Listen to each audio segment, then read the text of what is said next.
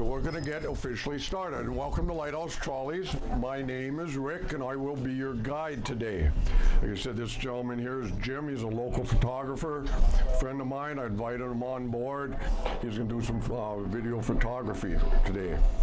First thing we're going to talk about today, before we get moving, is that globule out in the water out there, out in the sound. That is what's left of the Golden Ray. Golden Ray is owned by the Hyundai Corporation. It capsized on the night of September 8th, a year and a half ago, 2019. Capsized with 4,200 vehicles on board and 22 crew members. None of the crew members lost their lives. There were 19 rescued that night. I believe 3 were rescued several days later. 4 were rescued. Thank you, sir. I stand corrected. As you can see, there was a wooden slide, water slide right over here. You can't quite make it out, but right below my finger, you can see some people coming down.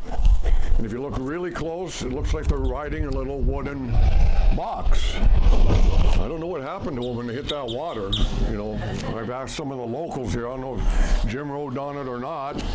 I asked some of the older locals. I said, "What happened?" They said, "You had to be here."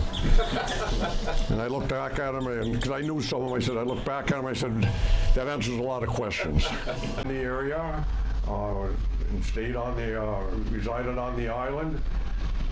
The other one was Temecuen, and the smallest one was Makama.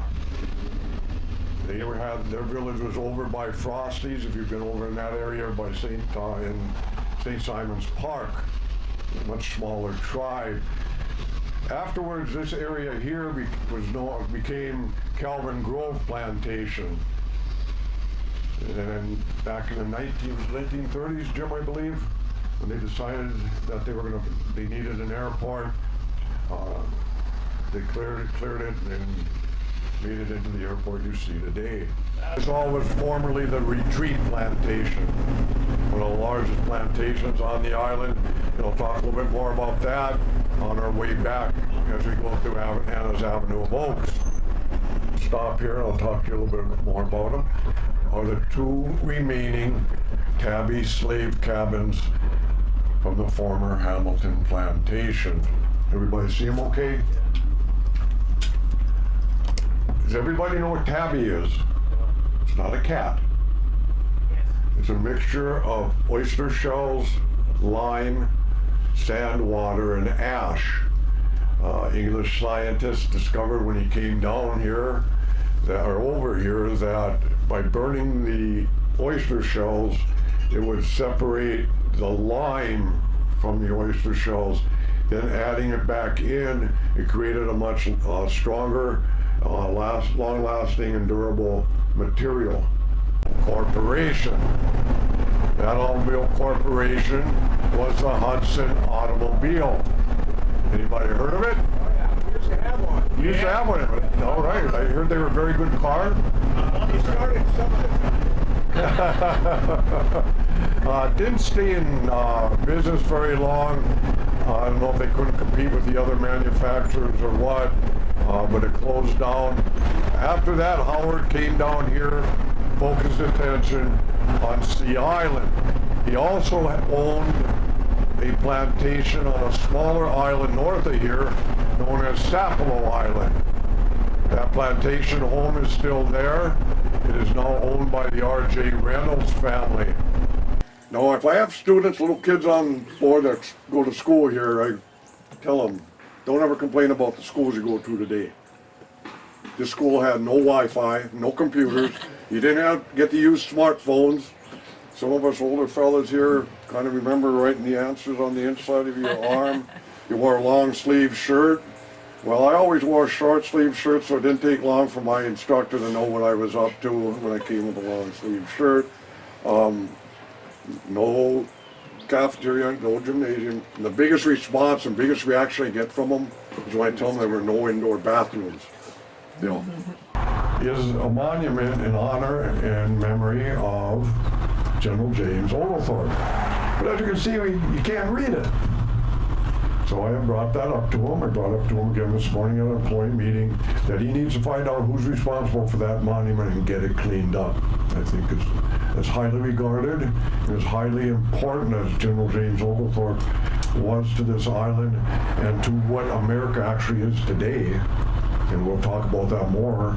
I think a better monument the monument should be better maintained. Speaking of Oglethorpe, you all heard about the Battle of Bloody Marsh? Yep. Anybody heard about the Battle of Gully Hole Creek? You're one of few that have heard about that. The congregation formed and originated in 1736 when James Oglethorpe built the fort. Not only was it a fort, it was also the town of Frederica. Actually, at most times, there were more settlers at the town of Frederica than Oglethorpe had troops. He was badly outnumbered when Spain came here.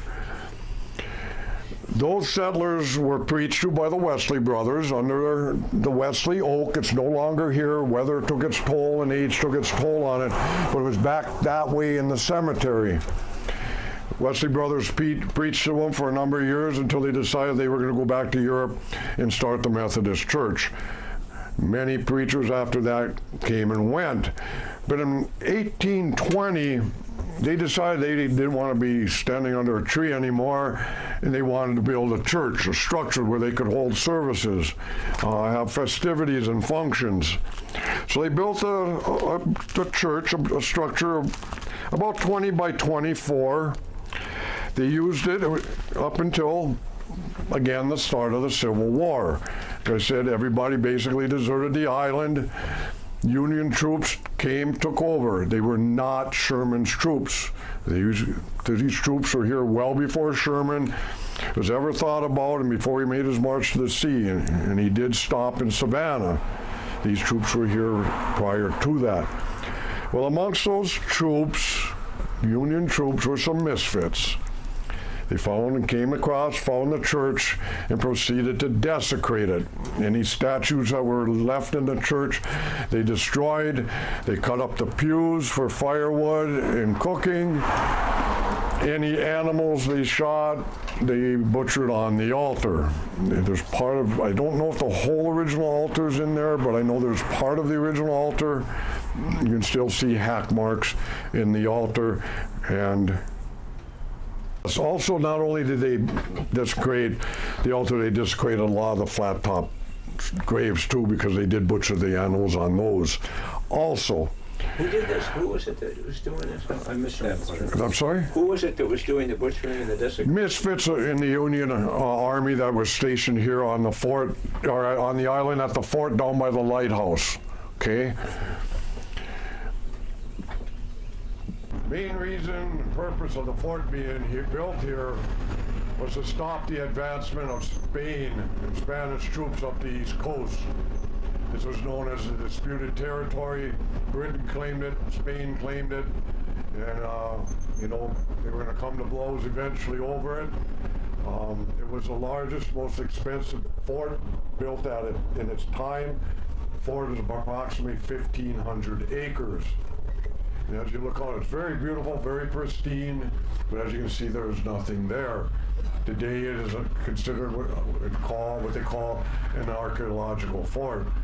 They bring in archaeological students each year to do digs, and that is how they have found the layout of the streets, foundations of former structures and this and that. Now when they decided that they needed a private airport here on St. Simon's Island to serve those here on the island and Sea Island, they cut about a mile of that avenue of oaks down. There's only about a quarter of a mile or so of those live oaks remaining, and I'm going to take and show you them right now. We will be entering into what is now known as Sea Island Golf Course. Yes, we are still on St. Simon's Island. Sea Island owns it. Sea Island is trying to buy up as much property on St. Simon's as possible. Now, if you look past my head, over my shoulders, look straight ahead, this will give you a view of what Anna's Avenue of Oaks looks like from this direction today.